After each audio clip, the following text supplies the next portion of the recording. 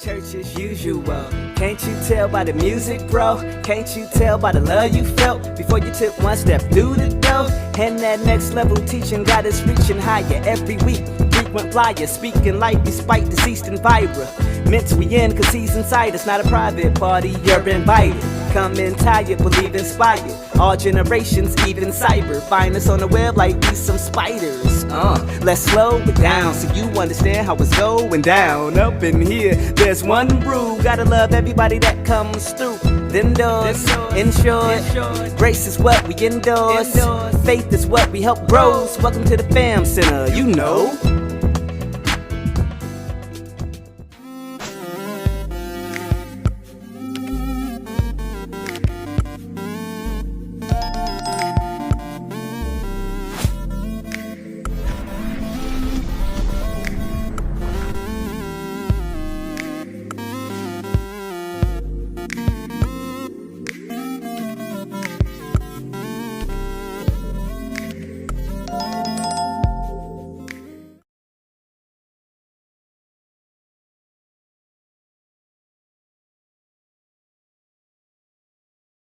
My mother comes to me and she says, you have to meet Jathan Austin.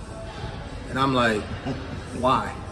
She's like, no, you gotta meet him. He's incredible. Y'all just like each other. And I said, no.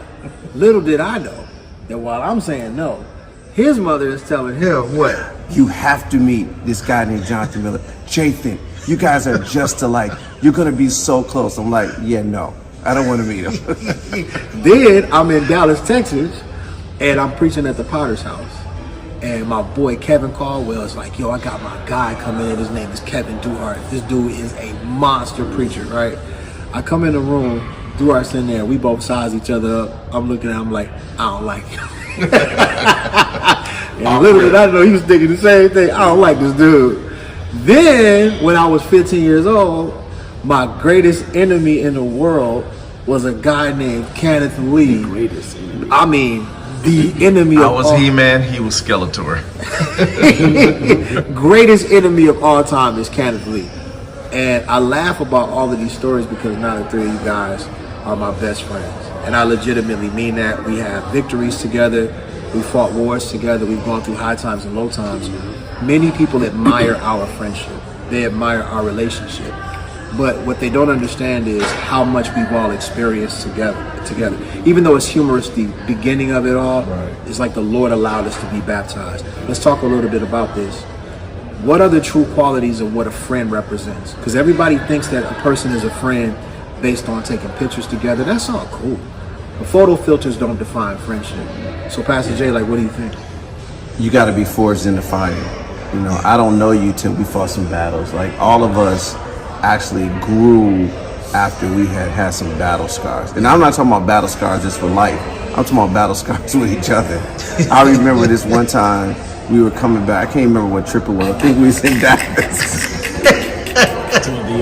And I was in the back seat. Kevin was in the back seat. No, it was me and you in the back seat, and Kevin was driving. Oh yeah, Kevin was driving, and we got on the topic of politics.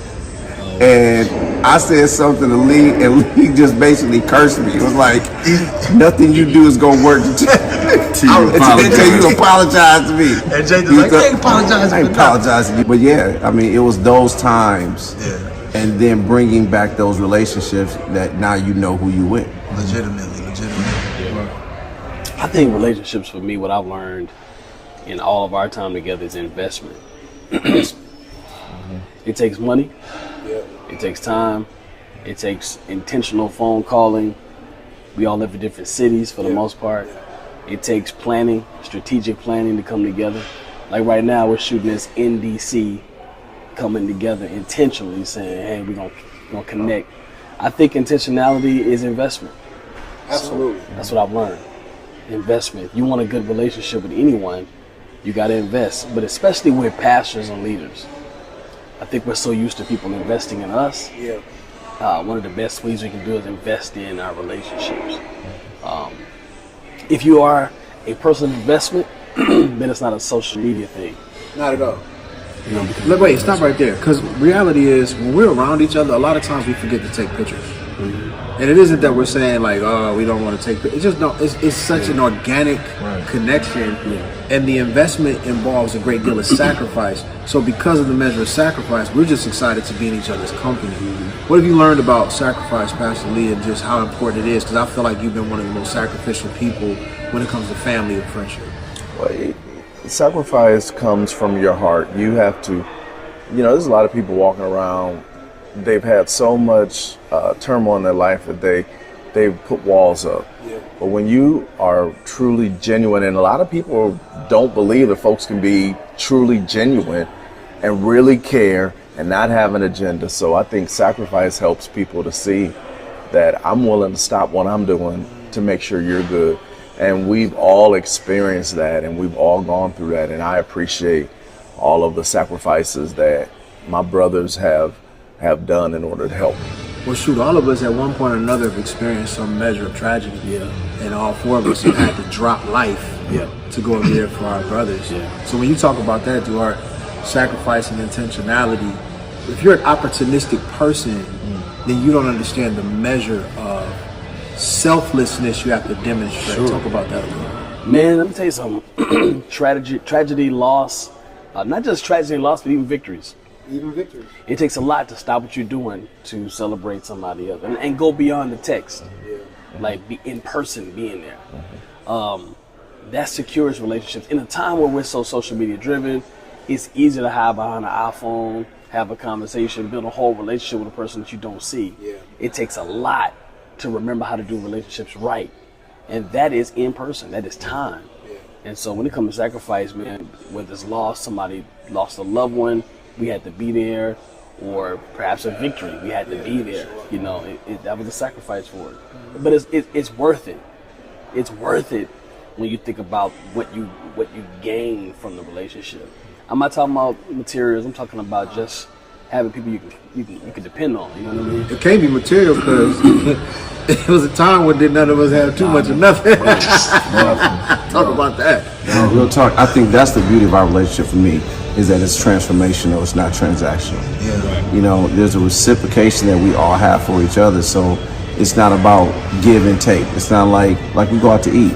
We're fighting over the bill to see who, and these bills ain't cheap. But we be fighting over there. We look at it like, oh, you sure you want to get this?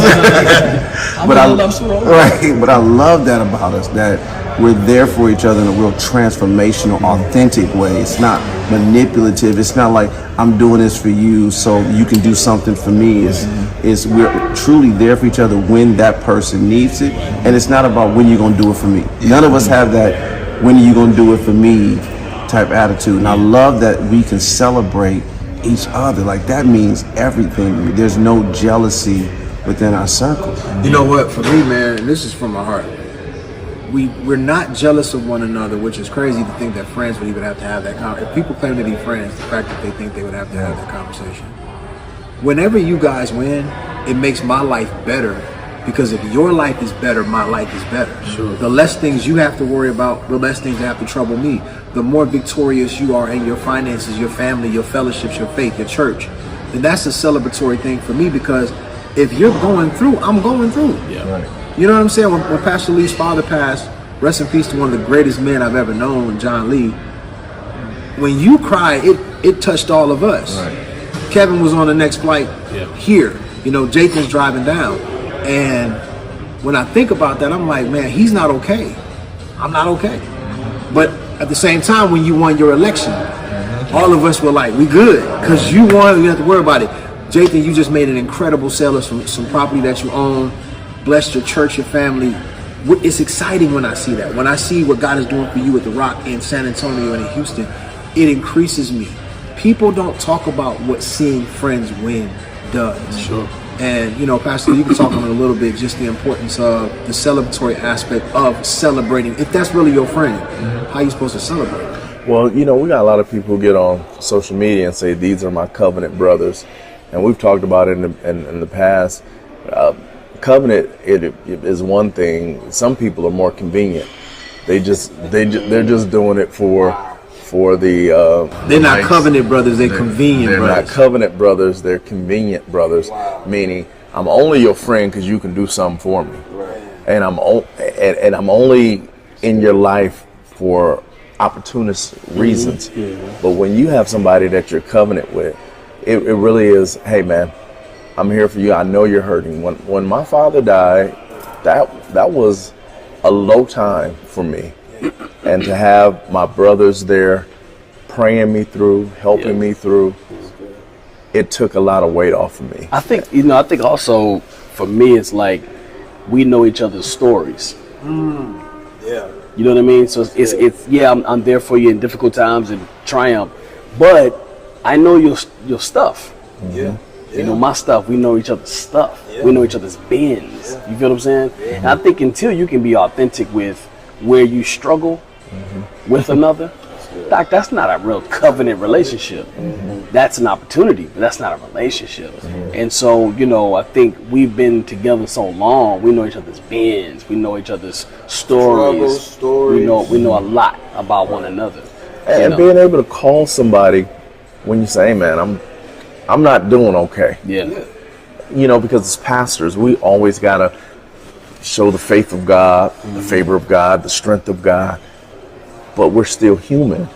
And to have people that you can call and say, hey, man. And be like blunt and blatant in how you feel. Even in victories, though, it's a blessing because you can't call everybody. You can't tell everybody. Your wins because the spirit of competition. I don't want to be in relationships I got to compete with. We've all been in those relationships. Well, I can't share this with you because you might feel away. Well, then you got to have one up on me. Yeah. So I'm telling you what God is doing for me or what I want. Yeah. Now you got to tell me what you want. And it's got to be bigger than what I don't. I'm not into that. Right. No, I when you just said that, I don't like the fact that there are certain people that when I win, I have to keep it a secret from them because I know it's going to impact our relationship, which only reveals that this person doesn't hold true validity in my life. Like that's just like you said, transactional or convenience.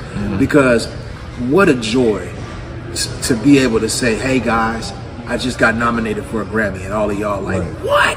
You know what I'm saying? That's great. And we're celebrating. Jay saying, hey, man, I just made this deal break. And we all like, oh, Caddy called. He sends us the group text and says, I just won by a landslide. And we blowing up the chat. Yeah. Nobody's like, oh, what about me? What about what I got? You didn't run for office. Like, he ain't run for office. Yeah. That's a powerful statement, man. One of the things that I love is that when you have transparent conversations, there's no need for a disclaimer. I don't ever have to say, hey, Candy, between us, all right? I can talk knowing that it's safe in this space. Even if I get out of character, there's not going to come this quick correction like, hey, you're not big. It's like, okay, I'm going to let you trip for a little bit. Yeah. Right. Then we're going to tell you the truth. Right. Yeah. Then we're going to tell you about you. Yeah. That's that accountability because iron does sharpen iron. And we all sharpen each other. Here's something I love about our relationship. None of us have to change. None of us have to be something different. We all get to be our authentic person.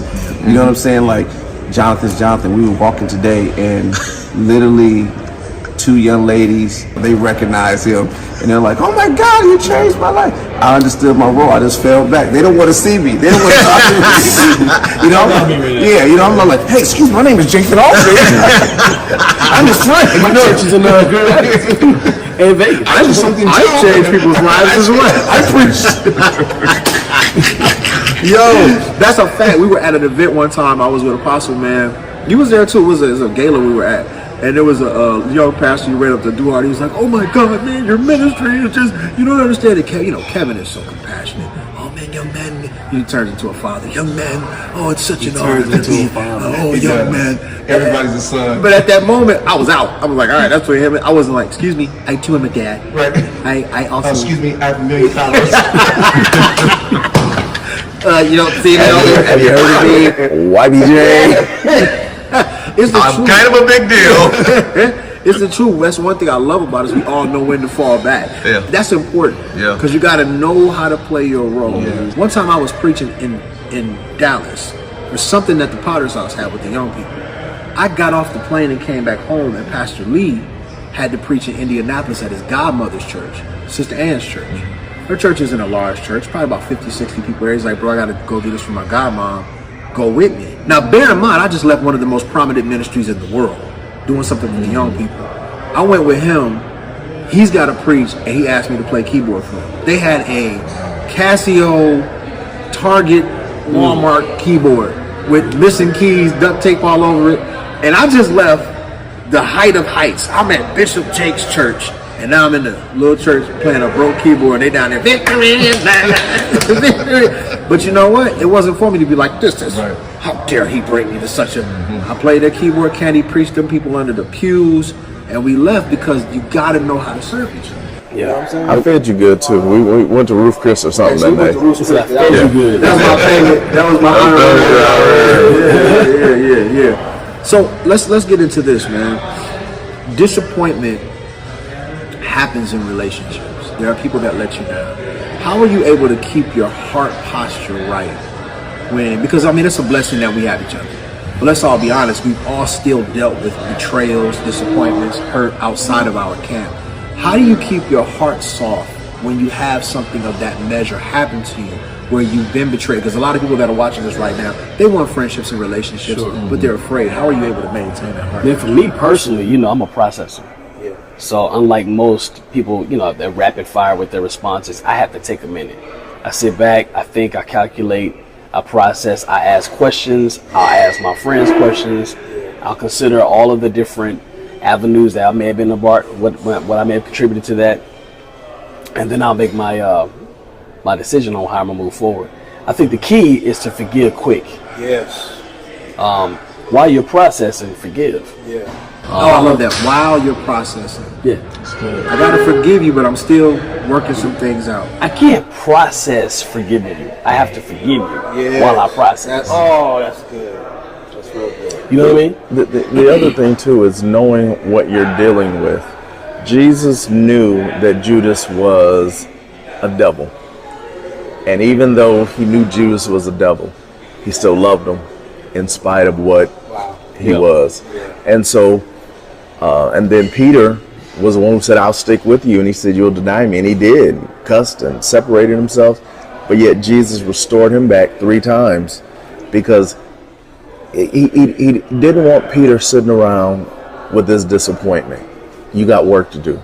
We got to advance the kingdom of God, and we really don't have the time to sit back and hold grudges and be angry with people. Wait, you gotta stop right there because you just said something that's registered. Peter betrayed Jesus, but yet he still had a call on his life. I think sometimes when people let us down, it's almost like we'd be like, "Don't use them, God." Right. You know what I'm saying? Forget that person. They don't. But just because they betrayed us doesn't mean that they're worthless. So we may not be able to restore our relationship to the degree that it was, but it doesn't mean that that person. You know, Now, we've all been in those relationships. And I'm going back to our uniqueness. We know how to hold each other accountable to help each other process through those moments. You know what I mean? We know how to engage one another because we know each other's personalities, because we've all been betrayed. Yes. And we've all had to help each other walk through a relational betrayal or a process, what that looks like, to help that person get whole to where we don't even wish that person loses. Yeah. Now we want that person to win. I don't need you to lose. I'm not even thinking about I just don't want to be in a relationship with you anymore. And then help each other feel okay with, you don't owe that person anything. We've all had to say that to each other. You owe them nothing. You did it right. You operated in integrity. Now just move on. Now process the moving on. But just wish that person well. Pray their success. Yeah, I mean, we've had to hold each other accountable, and I love that about us because we know how to call each other to the carpet when we're in those spaces, and we know how to give each other space to heal. Bro, you need time. Like, don't rush this. Give yourself time in this moment because you need it.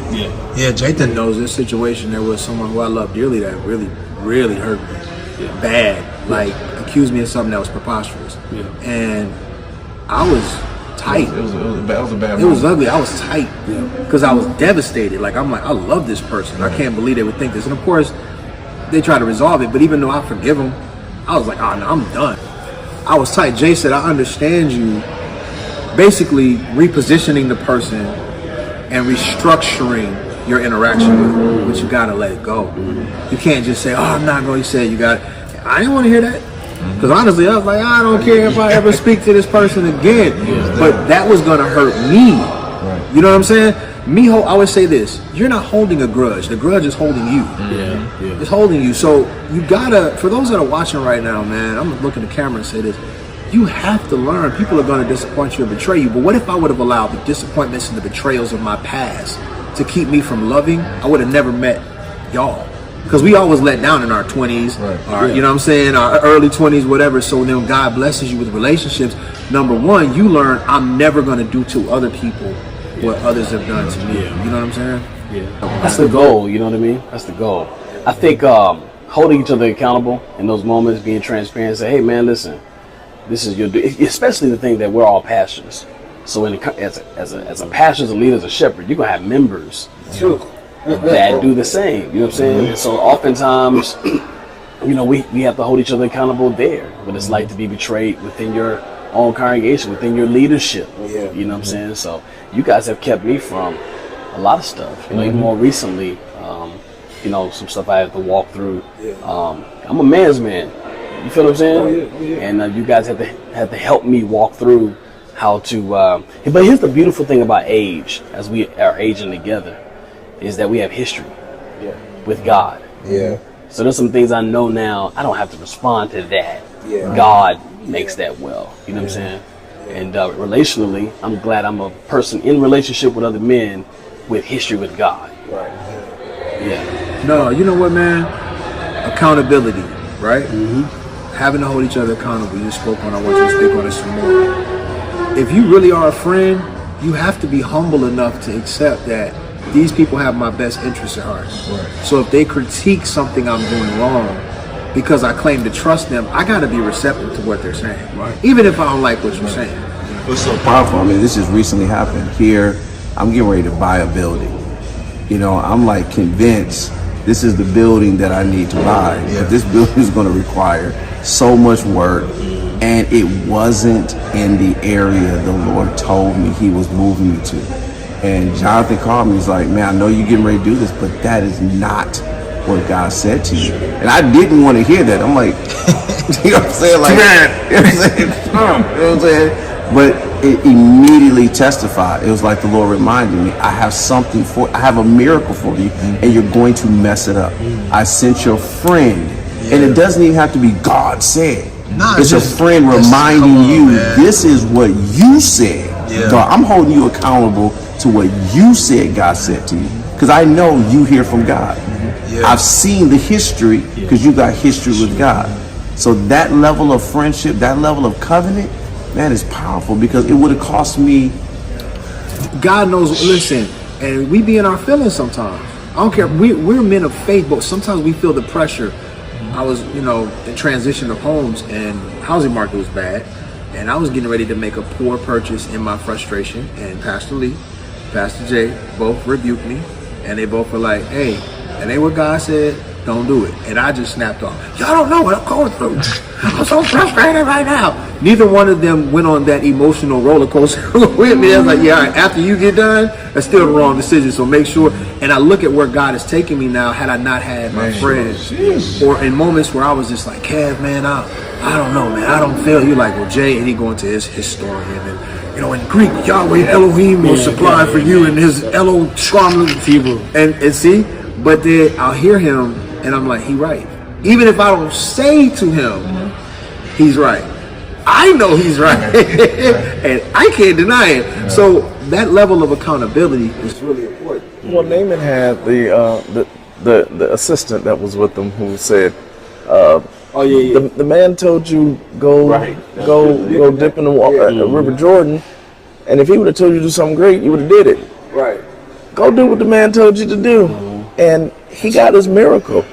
And so you do need good friends who can remind you of the simplicity of the things that God has promised you, and be able to say, look, just be obedient to God and trust God, and it's going to be all right.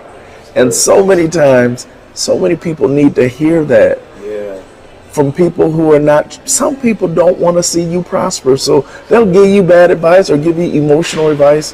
But when you have people who hear from God and speak from God, they'll help you give the direction that you need. You're right. You know what's so powerful about that too? On the flip side is we have wives that trust the voices of our friends. We do. I don't have that. Yeah, she's coming right now. That white Woman of God, Don't say that because somebody in the comment section be like, it was the Lord. Woman of God, arise. Be in the comments. Woman that would arise from the comments, right? No. 5,000 stars. Right.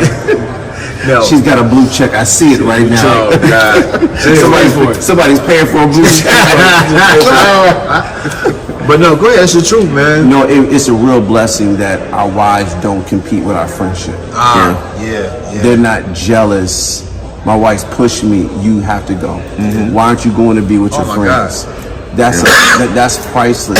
A lot of men don't have that because their wives become jealous of that friendship. But she understands, I can't feel that void. There's a void. I'm your best friend in this context, but you need that relationship. Bro, let me say something to that. Let me say something to that. It's a dangerous thing when your wife is your best friend. Now, let me explain what I mean by that. She can be, but the Bible says iron sharpens iron. So a person sharpens another person. A friend sharpens a friend, right? Iron hitting iron is a very rough process. And if you are sharpening yourself with your wife, you got to cut her. And that's difficult. So she's got to be strong enough to handle that. But most of the time, your wife is supposed to be gentle. You shouldn't be able to say certain things to your wife with harsh tone and mean demeanor because that's your woman. Right. Whereas us, we will say stuff to each other straightforward. And if you put iron on... No filter. No filter. You put iron on wood, the iron gets dull and the wood gets chipped. But it's our responsibility, man, to ensure that we sharpen each other and allow your wives to be what they need to be for one another. There's times where I know for a fact your wives won't say certain things to y'all, but they be hinting stuff to me. Like Lisa will be like, Kevin need to take a break, but she ain't gonna say it to you. So she'll be like, hey bro, love to see you guys get together soon. That's her little password for my husband needs a break. So now we like, hey bro, we gotta go. Well, Jane, my sons have football. What did I say, dog? We'll see you in DC. You know what I'm saying? Or it'll be a situation with all of us. So it's a blessing that y'all have women in your lives that don't envy the relationship. They understand the necessity of the relationship. You know what I mean? And I think it's refreshing for them to see 4 black men who are committed as friends and committed to the kingdom of God, and individuals where they can trust too, we're doing the right thing. Absolutely. You know, we're not in the club, we're not in the strip club, we're not in the bars. They trust that we're making appropriate decisions, and we are. I mean, if they want to look at the credit card bills, they're gonna see massive y'all gluttonous. They're like, where do y'all eat at? Y'all gluttonous, but isn't that a beautiful thing to know, man? That when we get together, we don't have to worry about a scandal coming out from us being friends. My brother John Gray said something to me the other day. It's powerful. He said, a friend loveth at all times, and a brother is born for the day of adversity. He said, the reason I know you're my brother is because in my time of adversity, you showed up. He said, I was able to see that a brother is revealed through adversity. And I think for me, I know that for a fact with y'all. Like, you guys are my friends, y'all love me all the time, but you became family to me when I went through my adversities, because y'all never turned your back on me. It was like, whether I was wrong or not, it was like, well, you wrong, but I'm still here. You know what I mean? So I think for my life personally, I know for a fact, had I not had my brothers at my lowest point, I'm not sure I would still be doing ministry. I wouldn't have made it. You know what I mean? Yeah, I know in a minute. Yeah, people don't, they don't understand. I would have a powerful bridge ministry right now. Bridge. It would be powerful. I'll be somewhere under. Man, it would be so powerful. I'll be preaching to the people under that bridge. One of the strongest areas of our friendship, though, y'all, is the humorous side. Like, people think when we get together, it's always ministry talk. And we do talk about ministry, and we do discuss the Word of God. But even that's a joke. Even that ends up being somewhat humorous. How important is it for us to be able to laugh together and relax and talk sports and talk? It's everything. Because today, I gotta say this. My best friend, Pastor YPJ, he blessed everything in me. Because he was so mad at Kevin and I for wanting to go on these scooters. He was so mad. And he prayed that we would not be able to get on these scooters. And God answered his prayer at that moment. Let me tell my part. So they wouldn't do God answered our prayer. So they wanted to ride these scooters around Washington, D.C., and I'm telling y'all, like, I didn't want to do it. And Kenny didn't want to do it either, but he's such a nice guy. He was like, Kenny oh, didn't want okay. to either. So nothing they were doing was working. No matter how every scooter we got is like, it's broke. Yeah. So I told Kenny, I'm like, I'm tired. We're going to get in the Uber. We're going to the Lincoln Memorial. So me and Kenny jump in the Uber. Jathan and Kevin stubborn. No, we're going to ride to the scooters over there. We got in the car, and I said, Kenny, I need God to answer my prayer. He said, what? I said, I need them not to get on them scooters and have the Uber just so I can say I told you so. I called Jathan. I said, hey, where y'all at? He was like, we're getting in an Uber. But then we got over to the place, and they still got their answer prayer because the Martin Luther King Memorial was so far away. Kevin found a dude that had scooters, and then Jathan was like, I'm going to pay for him. And that was a whole fiasco. All right. So you got to tell him about it's 5 of y'all? He kept saying it's 5 of us, like, no, 4. So Kenny said, it's 5 of y'all, and one of you looks like the Son of God. He was high.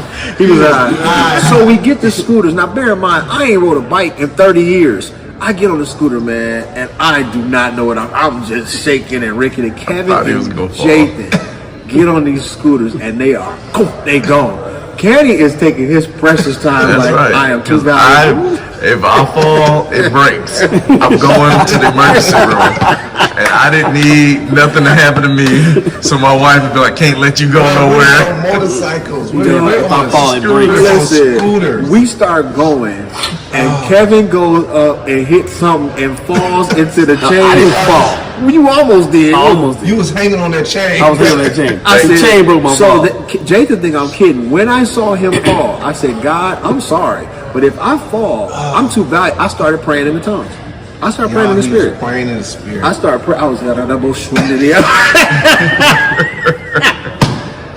I was, man. So we pull up. You know you're deep wind. We pull up, and Jathan's like, man, what was y'all doing back there? I was like, I was praying in the spirit. He starts dying laughing. I couldn't stop crying. I was like, bro, man. But at the end of the day, after we got hot and stinky outside driving around in these scooters, it was a great time, and it kind of brought back a youthfulness. It was like being kids for a minute. It took me away from the building, the responsibilities, the traveling, and it was just in that moment for guys. You had to focus on not falling, you know what I'm saying? Listen, and that's a you'd have sermon. no time to worry about nothing else. Sometimes you gotta focus on not falling. That's a whole That's other a sermon. sermon. Because I kept seeing, the devil kept telling me, You know the funny part was listen, while we was riding, you asked, you was like, is anybody head hurt? Cause my vision's going back. He's like, does anybody vision? Is everybody vision? We were like, we're all fine. we was right on that cobblestone road, man. It was just, He was basically going, I started screaming. I was like, is anybody else? No, you're not by yourself. All of our head is going like this. No, man. But when it was all said and done, it was great. We got to see the MLK Memorial, the Lincoln Memorial. I just think that is so important. White House. Got to see the White House. So the White House. All of that's so important, man. I want to encourage you guys that are watching. Don't give up on friendship. If you've been through a lot, people have let you down, pray about it. Ask God to send you people that will understand you. We all got our own little quirks and our own little ways, but the Lord has given us people that understand how to accept us and embrace us for who we are. The problem is a lot of folks don't want to deal with the fact that everybody you desire to be in relationship with, that's not for you. You may admire, I want to be, some people you only think you want to get to know them because of what you see externally from a distance. And some relationships are only healthy with distance between you and that person. But close proximity requires a level of grace to really sustain that relationship. And so I'm glad my brothers are with me, man. I love y'all, man. When I say I love you guys, and I'm thankful for our relationship, and I just wanted to take a moment to express to you all how I feel, but also to let people out there know this isn't just a social media thing for us. It's really a brotherhood, and I'm praying for everybody out there, man, that you really growing that. So Faith Alive, love you guys. I want you guys to have a great day. Listen, before we go, everybody in the Cyber Sanctuary, let's sow together. You have your options on the screen to be able to do so. This evening, I just want you to sow what's on your heart. God's going to place something on your heart. If this has been a blessing to you, if this has made you laugh, if this has been something that's put a fuel in your fire, I want you to sow today, all right? And here's what I want you to do. You can either utilize our Givelify application, which is Faith Apostolic in the city of South Bend, Indiana. Look for the Givelify emblem of Faith Alive. You can give by going to the website. It's faithalivenow.com. Scroll down and click the donate button. You can utilize PayPal, credit card, or debit card. The third area we have is a Cash App. Our handle is $FAM Center, or you can mail it in to 935 North Bendix Drive in the city of South Bend, Indiana. I love y'all, man. What y'all got going on individually before we get up out of here? Actually, man, we got a Mantles conference coming up in July, July 20th to the 23rd. We will be in the city of Houston. You can go to mantlesconference.com, register now to be a part of that. It's one of the biggest conferences in the country this year. Yeah, Pastor YP will be there along with other guests. Also on the 11th of June, we're launching The Rock Houston officially. Got a lot of stuff happening, man. That's great, man. Excited. What's going on? Man, listen, just sold our building and excited about what God has done in that context. Yes, now sir. moving closer to the city of Grand Rapids. So believing God for a building to manifest. We need a building to come forward in the next 30 to 60 days as we make that transition. And we're continuing to build All Nations Las Vegas. We got a huge announcement coming with that soon in the next couple of weeks. That context is getting ready to look different in Las Vegas. God is really smiling on us in Las Vegas. And so you all be praying with us there. And we are working continuously to affect our community. Congratulations on Councilman Thank you. You know, it's a very unique position as a pastor to be a city councilman and representative in the government, but I believe that God has given us an opportunity to do greater things in our community, in our district, and we're looking forward to some revitalization, speaking life. We've got sidewalks and curbs and all kind of great things that are happening over in the 1st District. But also for Kingdom Christian Center, we're working on doing some exterior repairs on our building and just beautifying our area so that when people see our building, they'll know that we represent a God that's quality. So, excellence is priority. All right, y'all, we're going to get up out of here. You hanging out with the Justice League. Y'all say it with me on the screen. Every debt is canceled. Every bill is paid. My body is healed. My mind is regulated. My family is restored. The devil is defeated in Jesus' name. And we are above only. I love you guys, and I will see you on Sunday. Giving at Faith Alive is very easy. You can give by using the Givelify app. Just look up Faith Apostolic Ministries in South Bend, Indiana, or scan the QR code on the screen. You can give with the Cash App. Send your gift to $FAM Center. You can also give by going to our website, faithalivenow.com. Scroll down and click on the donate button, and you will be able to use PayPal, a debit card, or a credit card to give your financial gift. Lastly, if you prefer, you can mail your gift to Faith Alive Ministries, 935 North Bendix Drive, South Bend, Indiana, 46628. We appreciate all of you who give to this ministry. We pray God's blessings upon you and your household.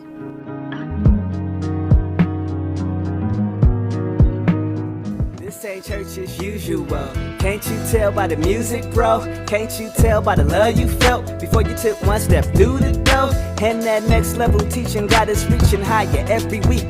frequent flyer, speaking life despite deceased and vibra. Mints we in, cause he's inside, it's not a private party, you're invited. Come in tired, believe inspired. All generations, even cyber. Find us on the web like we some spiders. Let's slow it down so you understand how it's going down. Up in here, there's one brew. Gotta love everybody that comes through. Them doors, in short, grace is what we endorse. Faith is what we help grow. Welcome to the fam center, you know.